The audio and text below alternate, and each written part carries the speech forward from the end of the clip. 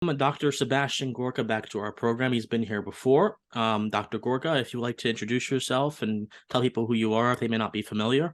They should be familiar unless they've been living under a rock, but if they're not familiar, please let them know who you are. Yeah, I am the host of the nationally syndicated radio show, America First, on the Salem Network, 3 to 6 every day across the nation. I also have the Gorka Reality Check on Newsmax every Sunday night. I have a background in the Defense Department. I was a teacher of counterterrorism and irregular warfare. And then I ended up as strategist to the president in the White House in the Trump administration. Absolutely. And that's how a lot of people came by to know you. And very nice mug there, by the way. Batman is always something to live up to, I think. Always an aspirational character. Best superhero because he doesn't have any superpowers. I totally agree with you. We could have a conversation for hours about that. But Dr. Gorka, so much has happened since we've last talked over, I think, almost a few months ago. President Trump just announced his candidacy a few days ago. And what really struck me, Dr. Gorka, and this will be the first kind of question, on election night, I was flipping through several conservative media stations, and the tone before the DeSantis win and the tone after the DeSantis win was markedly different. Before the DeSantis win, there was like sort of an optimism, like, oh, well, perhaps we're going to pull off a red wave. Then when DeSantis won, they were even more optimistic. But then when everyone else, all the other results came in, the optimism tempered. And they began talking about, well, maybe it's time to get rid of Donald Trump. And when I heard that on a network, my eyes went big. I'm like, okay, this is the start of a propaganda operation coming from the highest quarters. And of course it was, because that night, several conservative influencers began harping on that same tone. So let me ask you, did you see this dynamic shift on election night? And if so, what was your immediate reaction? No, absolutely. You're very perceptive. That's exactly what happened. And I wouldn't say it was conservatives. I would say it was putative conservatives and Rhino. When you've got the likes of Joe Scarborough, Mika Brzezinski, the Lincoln Project, Paul Ryan and Ben Shapiro, getting excited about Ron DeSantis, you have to stop for a second and scratch your head. You say, hang on a second. Why is Mika Brzezinski, the Lincoln Project, and Paul Ryan excited about Ron DeSantis? And it came to me, and I said this on a couple of monologues on my radio show, and I speaking directly to you, Ron. Ron, you've been a great governor of Florida. Well done. You've been successful because you use the Trumpian model. You are like the mini-me version of President Trump. Do not let yourself be used as a weapon by the establishment, because that's what's happening right now. I had Steve Bannon on my show.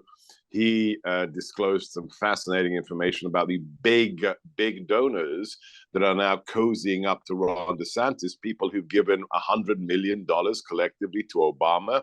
Why would somebody who's given millions of dollars to Obama now be courting Ron DeSantis? So we have a generation of what I call the pseudo war between the governor and the former president, because they want to divide conservatives.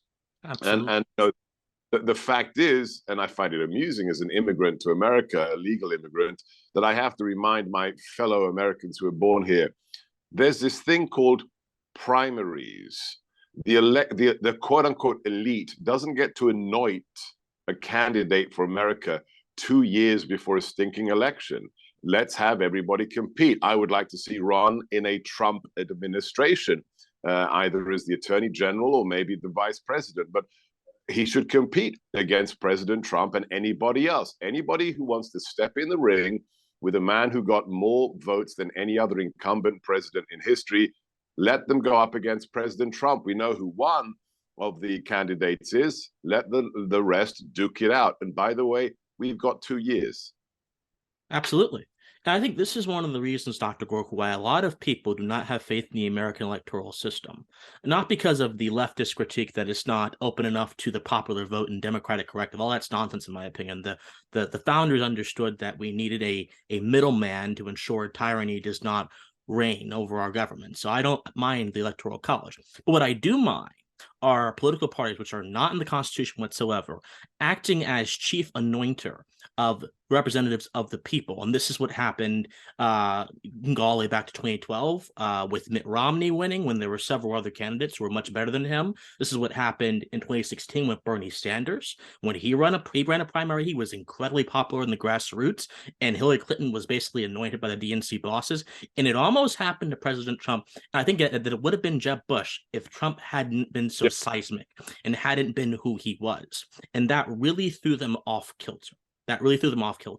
But essentially, there is a sort of oligarchic way that the president is appointed in America if you look at the role the party bosses have in that process. And they're trying to do the same thing right now via subversion through the media, via subversion through influencers. And it's just really disconcerting, you know? I want there to be a primary as well, Dr. Gorka. You know, I'm not picking any sides. I have sympathies towards President Trump for obvious reasons. I think that he is one of the most sort of warrior-like presidents we've had in a very long time. I think that he has the potential to bring down the administrative state, especially in a second term. I think that he would go after the excesses of the surveillance state and things of that sort, which are all needed and necessary for America to survive. That's primarily why I think he might be a good choice. But if there are other candidates who can tap into that same energy and tell us we like America and we want to add to this conversation, go ahead. But don't do so by fiat from the party bosses. That's what I'm saying. Here's the most important point you have to understand. We don't have elections anymore. On the way home from Mar-a-Lago on Wednesday morning, on the plane, I wrote a 3,000-piece article, 3,000-word piece article that should be up to date on American greatness, and you can check it out. And I the pseudo DeSantis Trump war and the election of 2022. Now, what do I mean by anti-election? In an election, there should be a very simple narrative. You vote on election day for the person who has convinced you that they have the policy answers, right? That whatever it is that you care about, crime, the economy, education, I pick that candidate and I go and vote for them. In large swaths of America, there is no such thing as election day based upon policies anymore. Let's look at Pennsylvania. Now, you know, it's tragic that that man's had a stroke. He can't function. He can't process audio inputs. But whatever you think of Dr. Mehmet Oz, you know he's actually capable of being a politician. He can function in a meeting. He can actually express himself. So the idea that Fetterman beats Oz, how the hell does that happen? What did Pennsylvania do there? Well, I'll tell you what happened. We didn't have Pennsylvanians voting on election day to choose the person who was best for their own interests. Why? We had 50 days of voting. In Pennsylvania, a month and a half of election day, and more than 50% of the voters elected before there was even a debate between Fetterman and Oz. So they made a decision not based upon inputs and data. Oh, he was more convincing than he was. No. It was tribal. Oh, it's the Democrat. And on top of that, as conservatives, we like chain of custody. We like reliability. We say, if a job's worth doing, you do it yourself. So what do we like? We like going to the polling station on election day, showing our ID, getting a ballot, going into the booth, ticking the box, and putting our ballot into the ballot box or into the scanner. Why? Because we're controlling the process. There is a chain of custody. Now, in states like Pennsylvania or California, where they are mailing out unrequested tens of millions of ballots, and then they have organizations that are scooping them up in old people's homes, in multi-family apartments, and they're not government employees. They're working for a campaign. They don't know who they are. They're working for foundations. It's not an election. It's an anti-election. And what we have here is the question is, who is better organized? Who has an enterprise to harvest and collect ballots, not votes? It's not about votes anymore. It's about ballots. And here's the sad conclusion of my piece. If the GOP and conservatives don't actually get into the ballot harvesting game where it is legal, we will have our backside handed to us for in perpetuity, for forever. And then lastly, you mentioned the deep state or the administrative state. You need to watch the president's speech. If you go to my Rumble channel, my Twitter, my Truth Social, I posted the whole video of the speech. Mm-hmm. And near the end, I mean, you called him a warrior. This is beyond warrior. He is a kamikaze on a suicide mission, because he declared war on the establishment. What did he do? He said, I am going to bring in term limits. I'm going to be a force in term limits for Congress. And second, I'm going to push for a lifetime ban on lobbying for former politicians. Now, that's it. I mean, that he now has to be destroyed. The idea that you can't be, Joe Biden, who has no skills, never worked in the private sector, and now is a multi-millionaire, along with his son and his brother. He is now a threat to everyone who is a professional politician and a grifter. So I salute my old president, because he has declared war on the deep state, on the administrative state, and the next 2 years, they will try even harder to utterly destroy him, his family, and anybody associated with him. Let me ask you this, Dr. Gorka, and I would like of course, you're a very honest man. I want your honest opinions. Do you think he can overcome what's about to happen? I have no idea. I have no idea. I've seen a man operate for 50 years against tens of thousands of people who've tried to destroy him, and they've all failed. So we've seen that for 50 years of his professional career. But I tell you something, and it goes back to an earlier point you made. I know for damn sure Ron DeSantis will not take on the deep state and the administrative state if he's a president. Why? Because he wants to be reelected. I'm sorry, right? President Trump can't be reelected. This would be his second and last term. He has no need to placate anybody, and he can come in like a berserker with a flamethrower and get out all the seditionists, all the deep staters who think they get to. I mean, look, there's a story, a bunch of, I think it was a New Yorker magazine. I think it's a husband and wife team, just published a book, and I fell upon the liberal podcast that was interviewing these people. And of course, it was about Trump. And they talk about their interview of Mark Milley. Now, Mark Milley, that fat insult to the American Army uniform, is still the chairman of the Joint Chiefs. He is the most senior military officer in the most powerful nation in the world. And he was also the chairman under President Trump. And in the book, Mark Milley recounts how near the end of the administration, he'd had enough of Trump, and he had actually drafted a resignation letter to the president. And they asked him, but you never handed it in. You never resigned. Why not? And he says on record, I played the audio of the interview. He says, I wanted to stay inside the building so I could protect America from President Trump. Now that's Tom Clancy. That is thriller. That is treason. Yeah. Nobody elected you. You have no popular mandate from anybody, Mark Milley. And you are inside the Pentagon trying to protect America from the man who got 64 million votes. That's sedition. That's conspiracy. That's treason. And I know, God bless Ron DeSantis, but he's a politician. He's not going to take on the likes of Milley because he wants to be reelected, wants to be popular. President Trump, listen to the speech. There's a moment in the speech where I got goosebumps near the end. He stepped away from the podium at Mar-a-Lago, and he just put his hand on his heart. And President Trump said, we together are going to restore pride in America.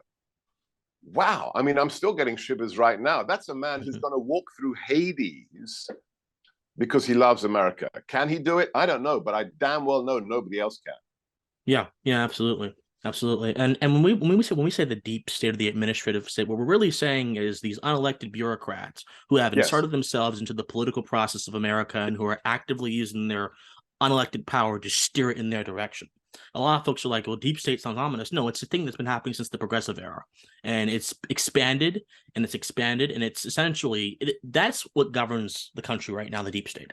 Congress may think it has power. Call it the permanent state, the permanent bureaucracy. Bannon likes the administrative state. But I mean, these are the people I saw when I was in the White House at the NSC meetings. Bureaucrats, SES, SIS, senior bureaucrats who've been in their positions for 20, 30 years. The likes of Fauci. I mean, come on, Fauci's been in his position as director for 37 years. He earns twice as much as the president, and nobody elected him. And these people, in the meetings in the NSC, they never mentioned President Trump's name. They never mentioned what President Trump wants or the mandate he has from the American people, because they deem them, the attitude, I've seen it for over a decade, is presidents?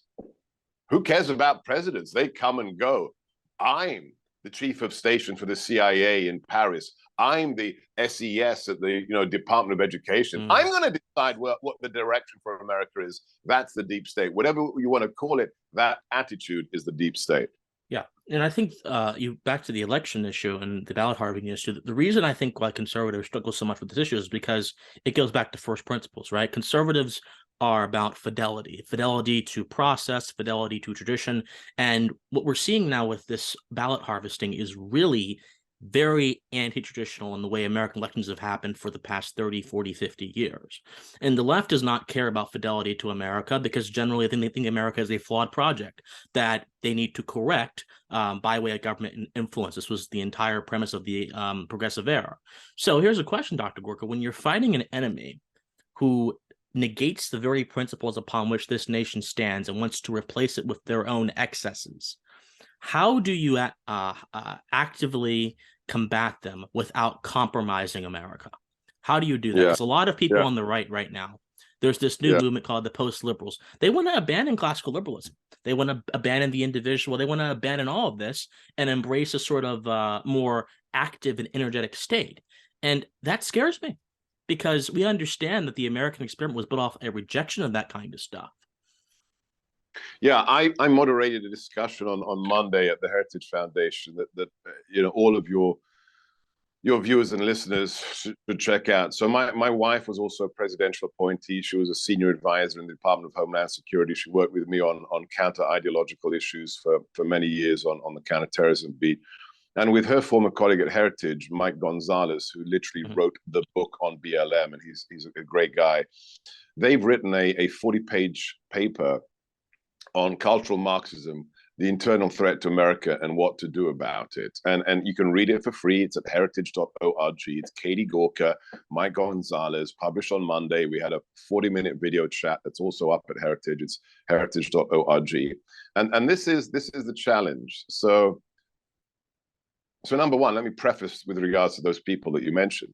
If you're not fighting for the values that created American Western civilization, you are by definition undermining them. I'm sorry, it's solipsistic, it's tautologist, but the fact is, if you don't like the values upon which the nation and the civilization were founded, then you're actually undermining those values. I don't care what you call yourself, a liberal or a new conservative, you're none of those things. The values that we cherish are in part cherished because of their permanency. That's why the word conservative has the word conserve in it. If you suddenly jettison them and say, no, we're going to create new ones, well, you're just a Marxist in sheep's clothing. You're not different from Karl Marx or Antonio Gramsci. So here's and I appeal to your listeners and to you. Maybe you can help me out, because as we're discussing this topic with my wife, and she's my muse, and we strategize every single week on the big issues. During the Cold War, it was really quite easy. Why? Because to a greater or less extent, yes, I know we had McCarthyism, we had the Rosenbergs and everything else, but to the greater extent, the ideological cultural threat was external. So you looked at the Soviet Union, you looked at the Warsaw Pact, you counted how many missiles they had, how many tanks they had, and then you built more tanks and better missiles than they had. And then you engaged, especially under Reagan, in a ideological war against them to show the world the illegitimacy of their regime. And then eventually, of course, it collapses on November 9th, 1989. That's relatively easy because of the locus of the threat. It's external. when the locus of the threat is on your own territory, and it's not KGB spies or North Korean undercover agents, when it's American citizens born in America, it's a different ballgame, right? You can't nuke BLM, you can't drop bombs on Antifa in America, and these people have constitutional rights, and we as conservatives must not endanger the Constitution because there is an extant existential threat internally.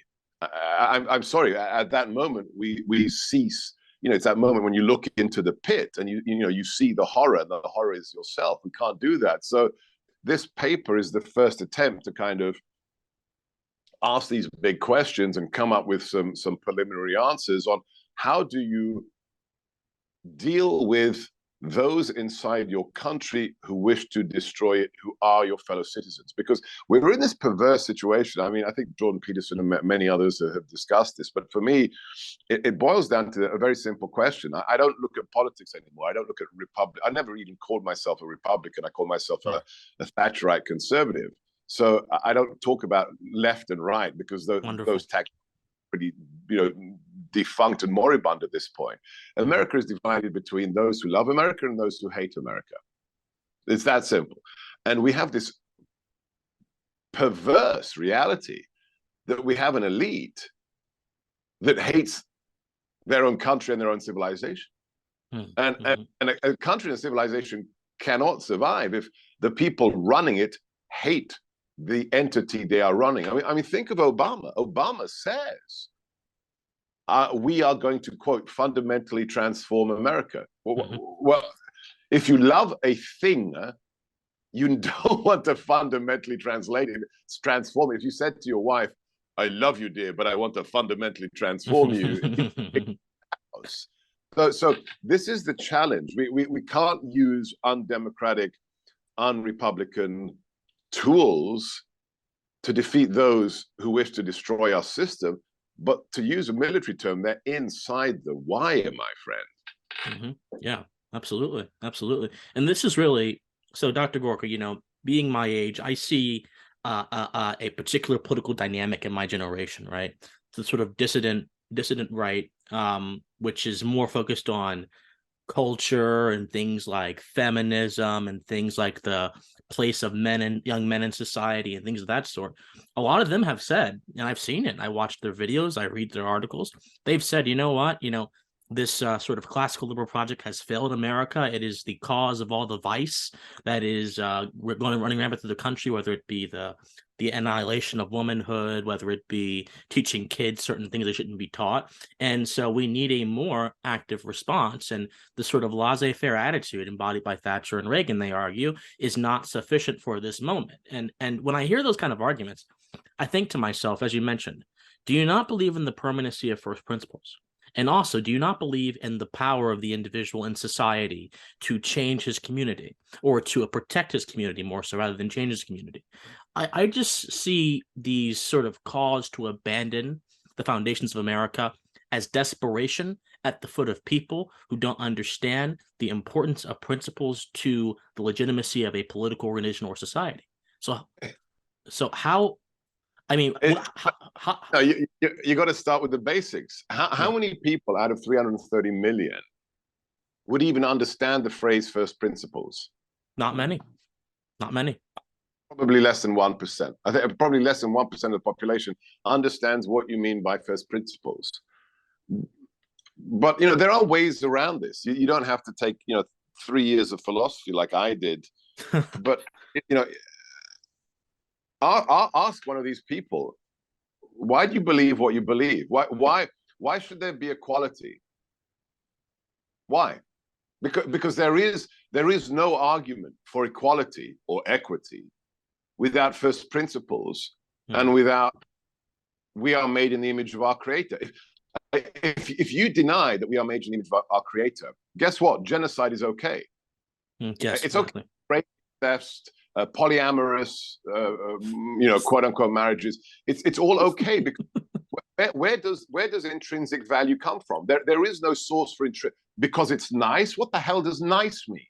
There is no intrinsic value argument without God, because otherwise, I mean, you know, it goes back to Darwin. If we're just animals, well, it's not bad, it's not evil when a lion eats a zebra.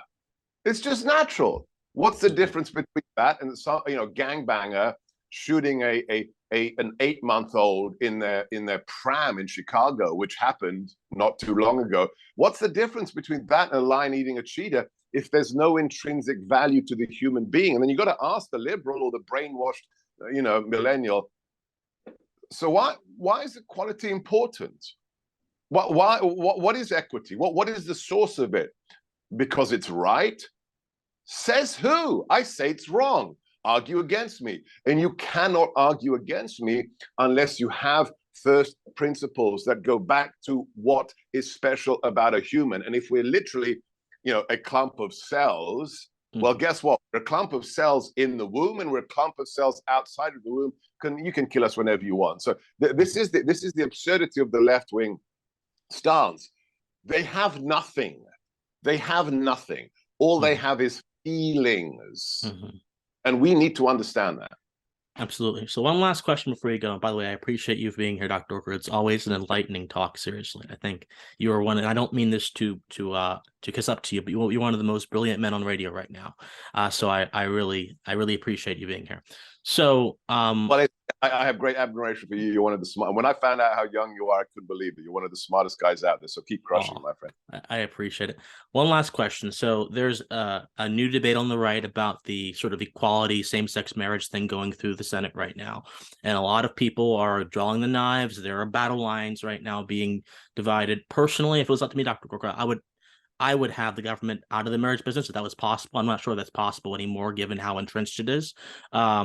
But what do you think of that situation? Do you think that you can be a conservative and support gay folks getting married, or be indifferent to it, as opposed to, as Ben Shapiro and others have suggested, being energetically against it? What's your perspective on all that? Well, look, I'm a Catholic. I'm a cradle Catholic, and my principle is, you know, hate the sin and love the sinner. But you need to understand. There's somebody I follow, a Cam Bree on Twitter, who just tweeted it this morning. And I'll just, you know, I'll leave you with this. And the fact that over a dozen Republican senators voted for this, wow. I got confused over the same-sex marriage bill. I thought it was already legal, of course, which it is. My cousin is gay, and he got married years ago. So I looked into the bill. It will allow the IRS to revoke tax-exempt status of churches that hold fast to traditional marriage. So, you know, always peel back the onion and go a little bit deeper. This really has nothing to do with the recognition of same-sex marriages or couples or what have you. This is another part of political warfare and culture war. This is an assault on you know, freedom of conscience, really. Okay, I think that's a very astute observation. All right, Dr. Gorka, I appreciate it. Thank you so much for being here. I hope to have you back again, as always. Yeah, and please do check out my brand new Substack. It's my name in one word, SebastianGorka.substack.com. That's SebastianGorka.substack.com. Keep it up, my friend. All right, everybody. Bye. Stay pensive.